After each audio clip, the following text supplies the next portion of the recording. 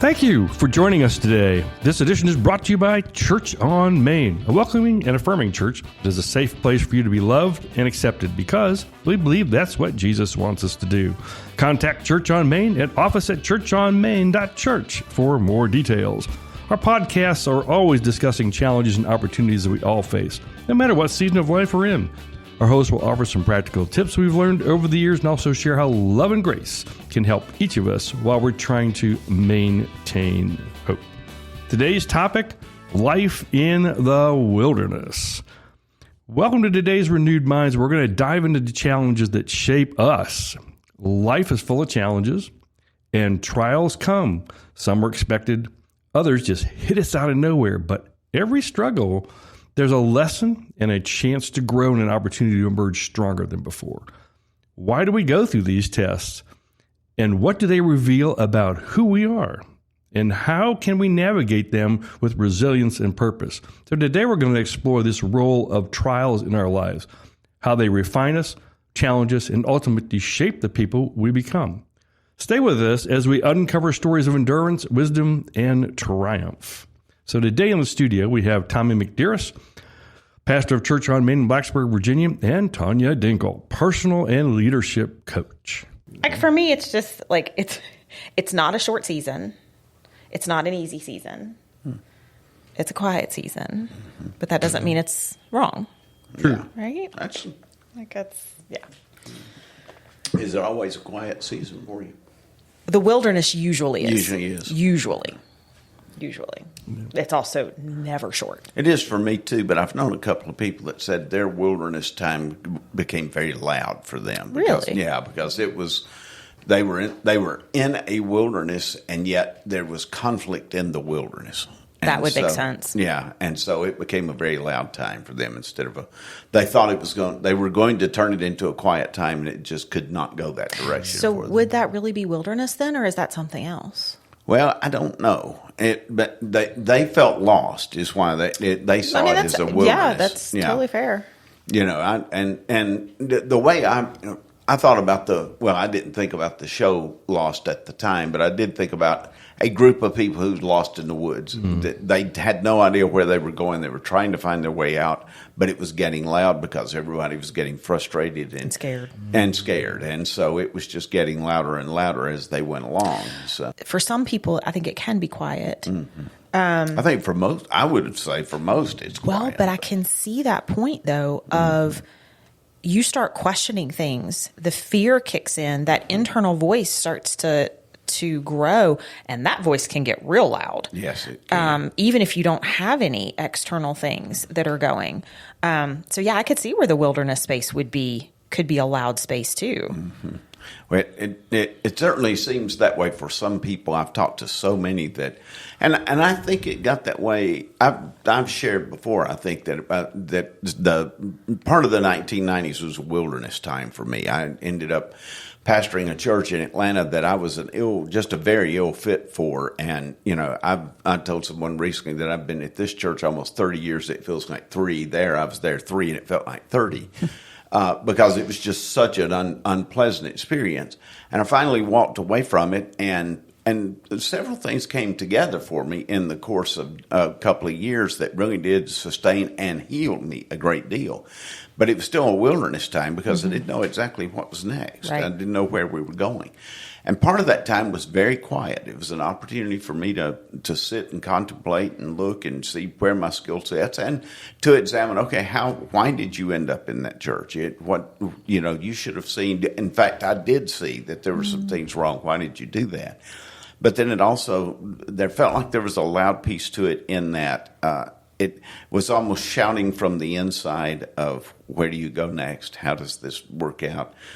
You idiot, how did you get into that kind of thing? And trying to work through that process. Yeah, it's a hard process to work through too. And I will tell you, I tell people all the time that it may not be the best experience. It may feel really bad. It may hurt. It might break us as people. But if you learn something from it, even you mentioned, you saw things, but you still got pulled there. You accepted that call and you were pulled there. I believe that you were pulled there for a reason. Now, it may not be the reason that you thought you were being pulled there, right? But it sounds like you clearly learned something. Oh. You learned something about yourself, probably multiple things about yourself. Multiple things about myself, that you have carried with you. And my guess is that some, if not all of those learnings have played into your ministry in some form or fashion. And that might be in the pulpit. It could be in individual sessions. It could just be in how you handle people.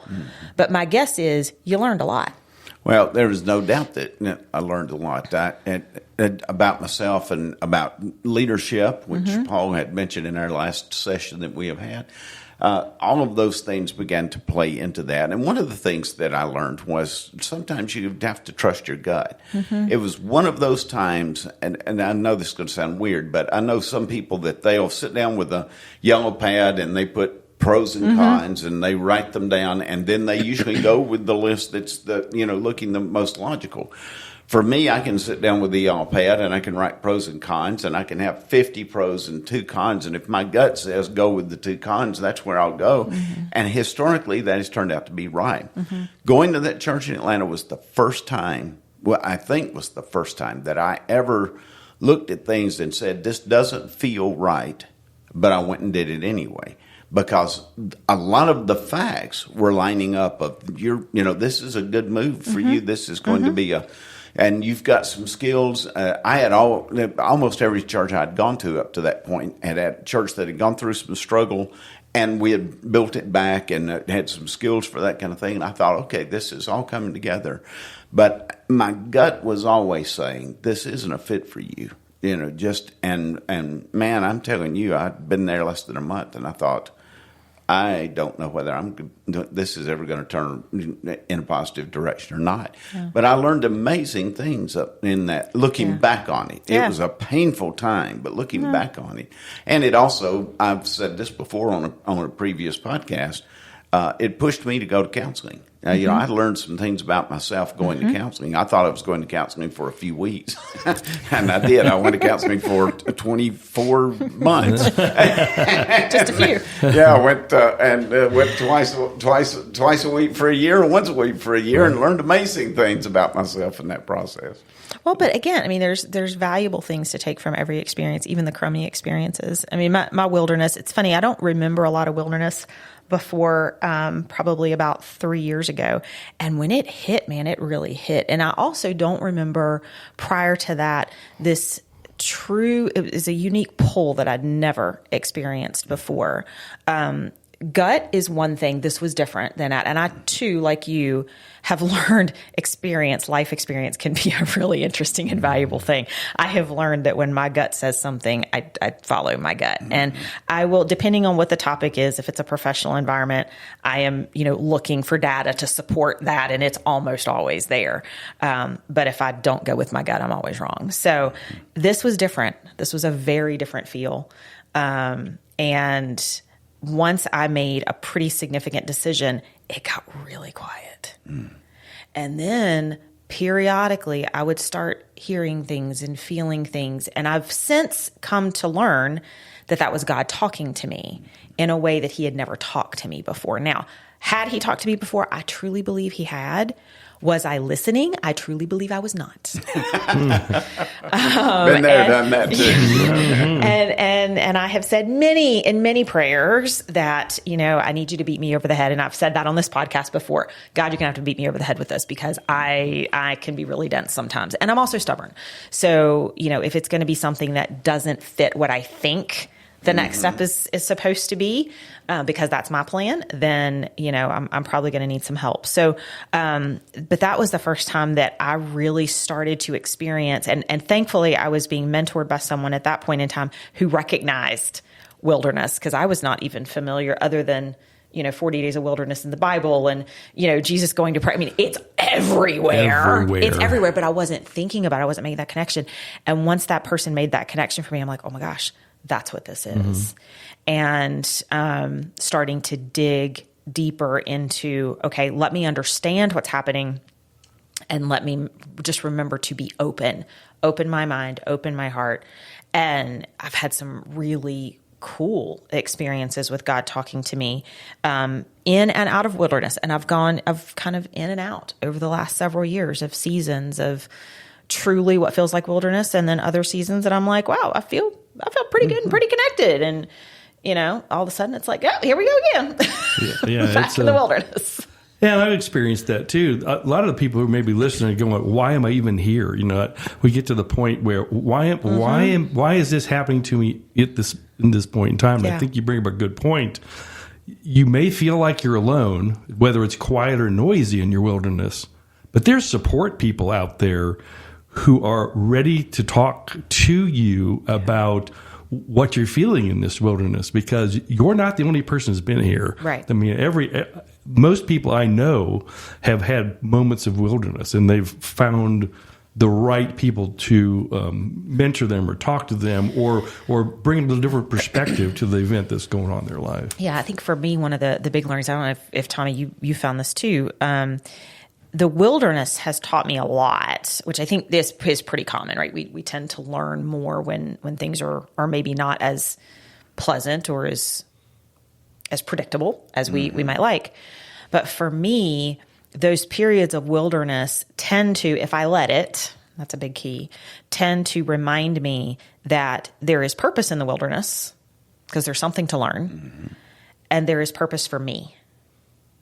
So there's a reason that I'm going through this, and it is for some sort of growth for me in probably, hopefully, doing something that God wants me to do to contribute in a good way to his kingdom. But it also could be that it is for future experiences, like, helping other people through tough spots they're going through, just having a perspective in that frame of reference that you can pull on. Of course, a lot of us are looking at this from the outside. We've walked through the wilderness and have felt the pull in the wilderness and the answers we've got through the wilderness. Because if you've never gone through this before, it's a different perspective, completely different perspective in that. So. I would say there's a piece of me that is in wilderness right now, as we're recording. And I mean, I've hit a space in my life where I felt the need to make some pretty drastic changes, and I'm confident that they're the right changes. And I don't know what the next one's going to be, and I don't know what the trigger is going to be that says, "Yep, that's it." But I firmly believe that there is a purpose in all of this, and some of it, the weird parts are for me, like when I'm walking through, I was like, "Well, I thought that I was told to do this. I thought that I was supposed to do this one thing. I thought that that's what God was telling me to do," and I'm learning that He did, but maybe what he meant by that wasn't what I understood it to mean. Maybe it didn't mean that was going to be, oh, this is now how Tanya does the second half of her life, right? It may not have meant that, even though that's what I thought it meant. Yeah. So let's go back into some wilderness and let's do some more figuring out. So it's funny, as I'm walking into this space that does feel like wilderness again, I'm approaching it from a very different perspective than I did before, because I'm like, oh, okay, kind of cool. What am I going to learn this time? What's it going to reveal this time? Which is weird. Yeah.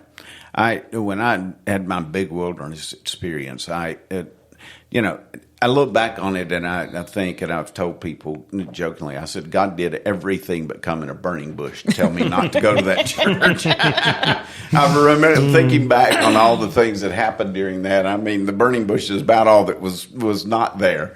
And then I found myself in that wilderness, and I prayed, God, open up another door, this kind of thing. And one door did open during that time, and it was one of those situations where on the sheet of paper everything looked great, but it didn't feel right to Susan or me, the one. And I told her, I said, I've done one of those. I'm not going to do that again. So I didn't go. It actually was a good church that somebody else went to and just had a great ministry there, but it didn't feel right for us. Well, no other door opened up. And I remember very well the day that I just decided, okay, it's time to just walk away from this. Well, when I did, the door started opening. Isn't that amazing? And I realized that, what God was actually saying was, okay, I tried to get you not to go into this, and you went into it. And you're going to need to walk away on faith here. And then, and then suddenly, one door after the other started opening. That finally ended up here. And it's another one of those yellow pad kind of things. I had a list of reasons why we didn't need to move here. And I had, a few of why it did. But my gut always said this is where you need to be. Well, 28 years later, I've never felt any different off that. Yeah. Now, oddly enough, I'm kind of where you are as well. I'm kind of in that wilderness spot right now, too. I'm leading a church and enjoying it and enjoying most of it. We've got a couple of things going on right now that I'm not enjoying. Every job is all perfect. That's right. We have renovations that are going on that I am not thoroughly enjoying. But overall, I'm still enjoying it. But we all know I'm coming toward the end of my time as pastor of a church. And so you find yourself, I've never thought about this, never even had any of my friends make this comment to me before.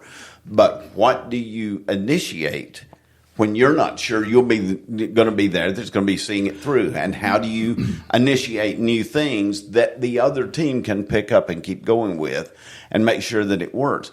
That's a strange chapter for me right now, is trying to sort out what are the things that I need to be involved in and what are the things that I need to inspire the team to dream so that I don't have to be part of it for it to keep going through. I think you hit on something there, because I think what you're experiencing is no different than even in the business world when leaders are retiring or they know that they're going to be transitioning. Internally they're going, probably about 6 more months. I'm going to be ready to do something different. And let's be real, that's how that works. If you didn't know that, that's how that works. Like you know ahead of time generally. But you do start thinking about, is this right for me to start something that I'm not going to be here to finish? And in some cases you do start it and then you're like, no, this isn't right for me to be in, right? But I think you said inspiring the team that is left to carry on with the spirit of the vision and the mission of the organization, whatever that is, whether it's a church, whether it's a business, it doesn't really matter, because you should have, hint, hint, hint, you should have a mission, vision, value statement, right? So that everybody knows where you're going. Then if you're inspiring people to live those things, you're not going to go wrong. And it's something that team can then continue to live out even after you are not there. So I think in your stage is very common. I think that is, and I think I came to the conclusion sometime back that was going to be the thing that I could leave with is, sit down with the team, let's get a vision of where it can go with someone, and even in the interim until they get to whoever's going to be the new permanent leader, what can be happening during that time? And we've already thought a lot of that through. And there's lots that can happen in transition. Oh, absolutely. A whole lot of it. It's just you have to remind yourself you don't have to be there physically to make sure that it's going to occur, because at some point I'm not going to. And if it morphs into something else that you didn't envision, that's okay too. Yeah. And that might be hard. That can be very positive. Yeah. That's kind of an inevitable change, because change happens throughout life. I mean, life is never the same day to day. So we always have to kind of embrace the fact that things are going to change. My moment for the getting in the wilderness is I had an excellent executive director, and he asked the question years before this happened, so how long are you going to be working here? I mean, blunt, but I knew what he was doing because he was asked a question by the board to say, we have leadership in this organization. They're not going to be here forever. Do you have a succession plan to make it work? Right. When he asked me that question, I had to stop and going, I never thought about that before. Right. What is this next? And what is that date when I'm going, I guess I'm not working here anymore, because I didn't have that plan in my head. Well, and that speaks to, so I'm going to go into career coach mode at this point. It is up to every single person to identify and own their path, whatever that is. And I literally mean whatever that is. If that is your career path, if it is your spiritual path, those are your individual relationships, your individual paths, you and no one else are responsible for how those go and where those go. So I think as soon as you accept responsibility, particularly in the career front, because we are so tempted to say, oh, I'm going to wait and let somebody tell me what I should do next. I will never forget having a candidate walk in, wanted to meet with me. I was in a recruiting role, had a peer that actually, it was actually the peer's candidate. And the candidate wanted us to tell that they had been turned down for a position because they just didn't meet the qualifications and they weren't ready. And they were very disappointed. So they wanted us to tell them, or more specifically, the recruiter to tell them what they should apply for that they could get. That was the question, right? And the recruiter comes to me and says, I don't know how to handle this conversation. So we went into it together. And the person sits across the table and they've got the job description, or they've got their resume, and they turn the resume around so that I can read it, and they shove it across the table. And they said, what should I apply for? And I turned the paper around and I shoved it back and I said, what do you want to do? Yep. And until you answer that question, and this is, again, on the career front, it's on the spiritual front, it's on the family front, it's on the marriage front, it's on the raising kids front, it doesn't matter what it is. What do you want? Right. And the wilderness can help you figure that out. Steve, when you retired, how would you have answered that? What do you want next? I didn't know. I really, if somebody asked, nobody asked me bluntly, but I think I had to do it in my head just by myself, is what do I really want? And I knew I wanted to continue doing some kind of service because I'm pretty well embedded in wanting to be sure that God's word gets out and the church is successful. But I didn't know what that was. But I knew that I had some skills, and I think that's the other thing you need to know. Know what you want and know what you can do. Yes. So if you have some skills and abilities to communicate or teach or build beds like we talked with Paul, mine seemed to be in a technology world because of what I was doing in my work. And I went, well, I can continue on with this. The story that from my gifts were kind of thrust on me when my kids were young, and they played sports and also sang, and just so happens Charlotte Smith, which we all know in this church, says, I need this recorded. And I went, okay, I got a camera because I've been doing my kids' sports, which launched me into all this, what we're doing with cameras and stuff like that. So I was comfortable with tech, and I started this. So I went, in the retirement age, I went, well, what can I keep doing? And then a guy in our church who has left us and gone to visit God for the rest of his eternity, started the video here. And he goes, I need somebody to help me because I need more hands on this. Fascinated me because I had a camera in my hand all the time. And that's how we started the video at this church. So the retirement thing was kind of a natural transition because I knew what my interests were and my gifts were. But then I also got grandkids to it in this, which adds another. I need to spend time with grandkids. So family is high on this list too. But so I don't think I had a specific thing. Like some people want to be an entrepreneur. Some people, like Paul, continue in doing leadership. Like you're doing leadership.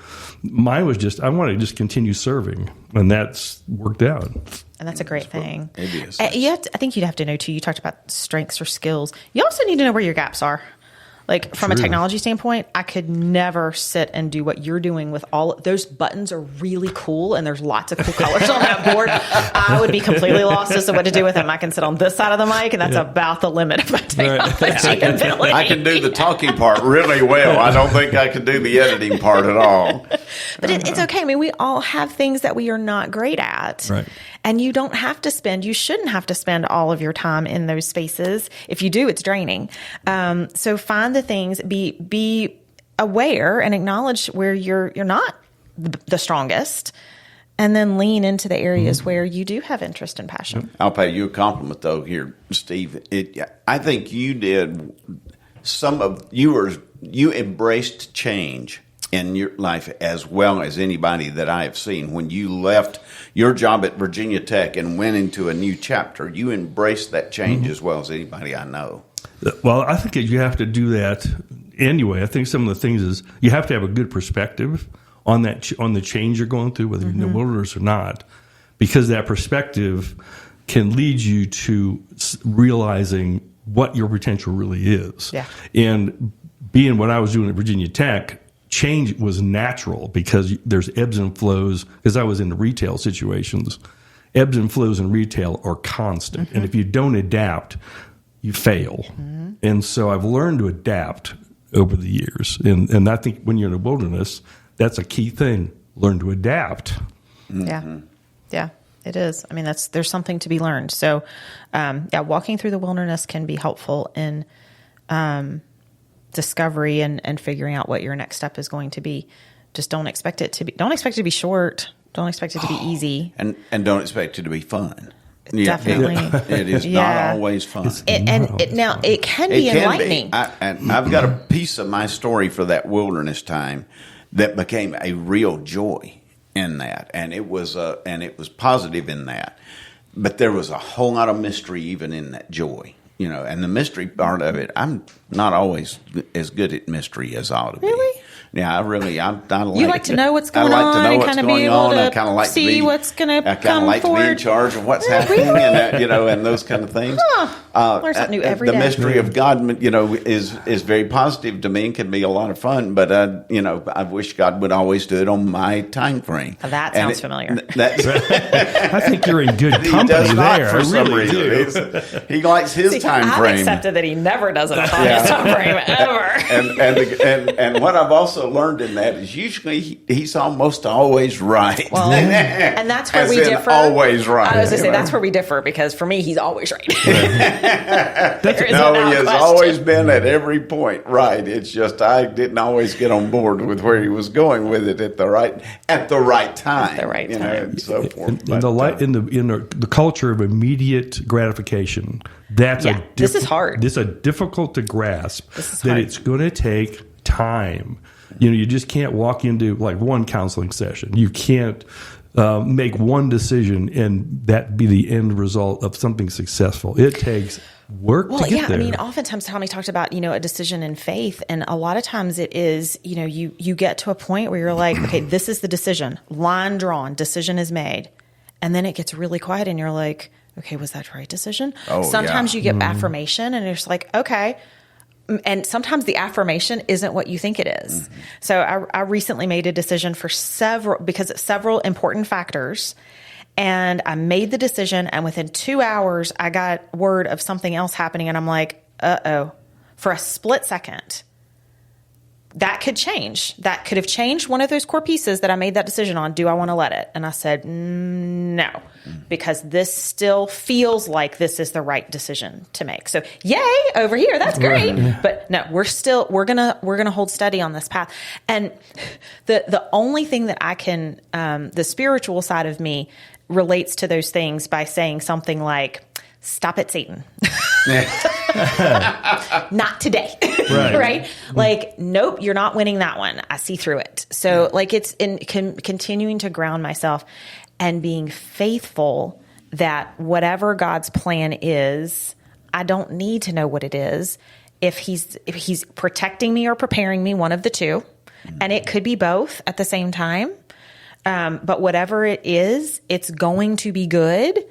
And if I don't get to see it on this side of heaven, I'll see it on that side of heaven. Mm-hmm. So, and you know what? That's a win-win no matter how I dice it. I just keep walking. When I came to Blacksburg, it's interesting the way you described all of that. There was just step after step after step that assured me that this is what we're going to do. But after I said yes to coming here, it got very quiet. And it really did. It was, and the pieces that were not quiet was, I had two sons who were one in high school, one in middle school, who didn't want to move anywhere at all. I had my mother and Susan's dad who were being left behind, and they were grieving that we were moving away. We didn't have a house to move into yet. We had people working on that, but it was, and I was moving up here for several months before the family did because we were going to let the kids get out of school. it suddenly got very quiet, and that quiet was not real comfortable. No. And what I realized after I got here was that really was that step of faith. Even though suddenly the light bulbs weren't going off and everything wasn't just perfect and so forth, were you still going to walk into that? And I felt very called. I was like you. I knew it was the right thing to do. There were too many things. My gut was telling me I knew it was the right thing to do. So I just decided I'm going to march on into this, and then we'll see where it goes. And those first few months, not all of them, there were lots of things that happened, and we got a real sense after we got here, things that needed to be working on, and church leadership all kind of gelled together on things that I thought we needed to move forward with. But it was also a tough time. I mean, I was here by myself. I went home to an empty house every night. It was... it was kind of a tough thing, but I never doubted that it was where we needed to go. So sometimes just that stepping out on faith doesn't always mean that you're stepping into the light and everything's going to be peachy keen once you do that. Yeah. Wilderness can sometimes also be considered transition. Could be another word for that same space. We hear that word a lot. But it's the same type of space, right? There's a lot of unknown. You get sometimes what feel like conflicting affirmations. So that can be really confusing. Whether you identify that as Satan or versus God or something else, like you're just getting mixed messages. It's confusing. Sometimes we were talking earlier about sometimes it's really loud, sometimes it's really quiet. It just depends on, it's different for everybody. Everybody's transition, everybody's wilderness is going to be different because we are different, right? We are wired differently, thank God, right? Praise the Lord that he wired us all differently, because if we were all the same, how boring is that going to be, right? Good point. And can you imagine more than one of Tommy McDerris in this world? I'll hold judgment at the moment. I mean, I know on the Tanya Dinklage side, I think it'd be a wonderful world. That's the matter with you. but everybody's is different because we are wired differently and we hear and process things differently. So, I said earlier that I do not remember hearing God speak to me until just within recent years. But wow, some of the ways that he's spoken to me. And it's funny, I was talking to a dear friend who is a very deep believer. I was talking to her over Christmas, and I said, I just want to share some stuff with you. Like, I'm having some weird things. And I said, I woke up in the middle of the night one night and couldn't get back to sleep. And all of a sudden I hear this voice, and it's the voice that I associate with what Jesus sounded like when he spoke, right? And I mean, Brian's asleep. The dog is snoring. Like, there's nobody else in the house. And I could not get back to sleep. And I just remember thinking, God, just let me go back to sleep. I'm so tired. My eyes are so heavy. And I heard this voice say, Tanya, I just want to spend time with you. Mm-hmm. And I'm like, oh, well, I guess I'm getting up. And I did. And I woke up and, I just, I knew my body was tired, but my brain was certainly engaged. And that was some of the best Bible time I'd had in recent history in that moment. It's happened a couple of other times where, I'm like, oh, I just can't. And then there's this voice and I'm like, okay, if you want this to happen, then you have to do. And it does. And I'm like, okay, fine. Mm-hmm. I give. So it's not that, I think hearing God is not, it's also unique to everybody. It's not something that you necessarily have had your entire life. I think it's something that when you get to a certain space in your life and spiritually, your spirit knows that you need that, I think it opens up. Mm-hmm. And it's something that you just are maybe more willing and open to hearing.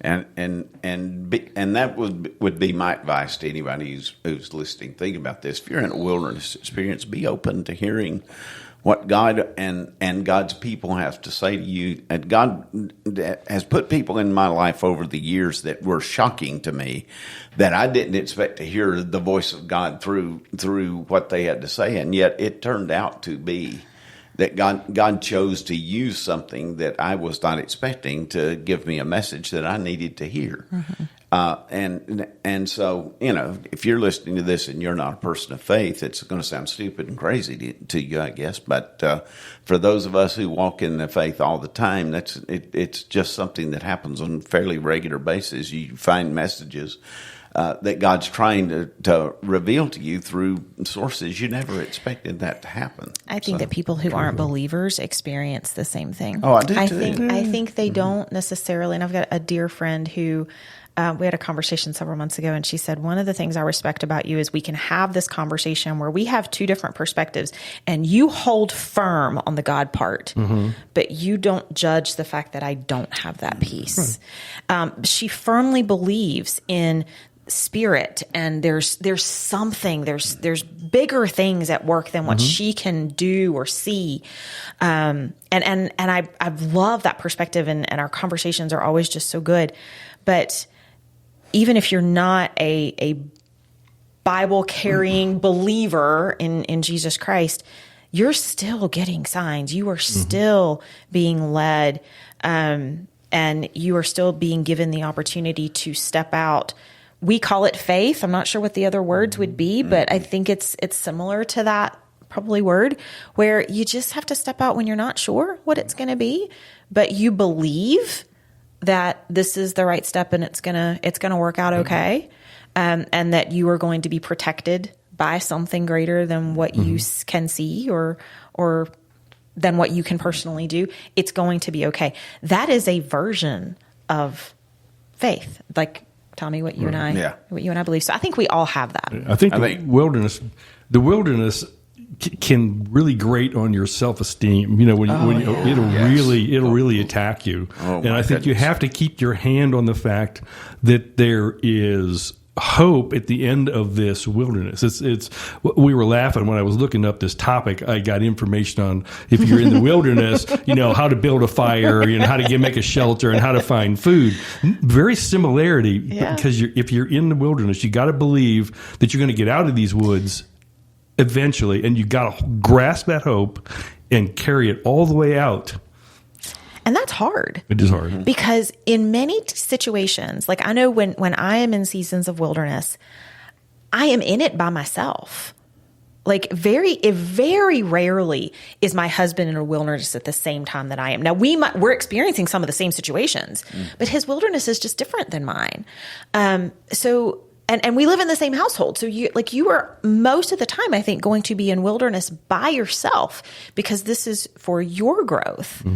But there is that's the whole thing is you've got to, it is hard to stay focused on the hope sometimes when it is just you and those voices start speaking, and just discerning what spirit is driving those voices is really important, because if you can ground in it being a spirit of health and positivity and looking out for what is best for you, which, by the way, is what God always wants, right? He is never going to advocate that you do anything that is harmful.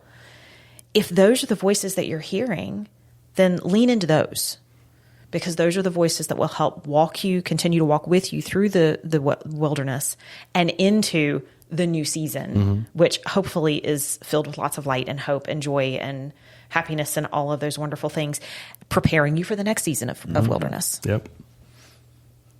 It's been a good discussion. It has been. It's been very positive. Yeah. And we say this all the time. If you need assistance, please email us. Please contact us one way or another, because we'll be glad to start the conversation with you, help you find someone locally who can talk with you about the wilderness situation you're in. So and I'll just say locally is not just here in the New River Valley, because I know we've got people actually all over the world that listen to this podcast. Tommy and I are more than happy to sit down with you and figure out where resources are for you based on what you're working through in the season. So probably the easiest way to reach us is just through our email address at renewedminds@churchonmain.church. And let me say one more thing too. We said at the very top of this that the wilderness can be silent. It can also get very dark sometimes. If it starts getting dark for you and it's getting darker and darker, please reach out to somebody and let us help you, because I can promise you that no matter how dark it gets, there's light at the end of the tunnel. but it's hard to see that light when Yes. when you're standing in the dark. right. So let us help you. Don't let it get too dark before you reach out. Yeah. Right. Absolutely. So we've got some past episodes on topics such as that, and that had some mental health resources. We'll link those in the show as well. Again, reach out to us. We are always happy to. Right now, we're just chatting with ourselves, but we are happy to chat with you as Yeah. well. So please reach out to us. Renewed Minds at churchonmain.church. You can also get us through Instagram at renewedminds.connect. Did I get that Excellent. right this time? Perfect. Yay! So we would love to connect with you and just talk through your wilderness, because they're all different and we can all learn from each other. So thank you for your time today, and we hope you approach each day with a renewed mind. Hopefully, this brings a renewed perspective to the challenges and opportunities you're facing today. What steps will you be taking to show love and grace to everyone? If you have any questions or comments about our podcast, please send an email to renewedminds@churchonmain.church. You may also leave comments on Instagram at renewedminds.connect. Thanks for taking time out of your day to join us. Listen next week for the next Renewed Minds.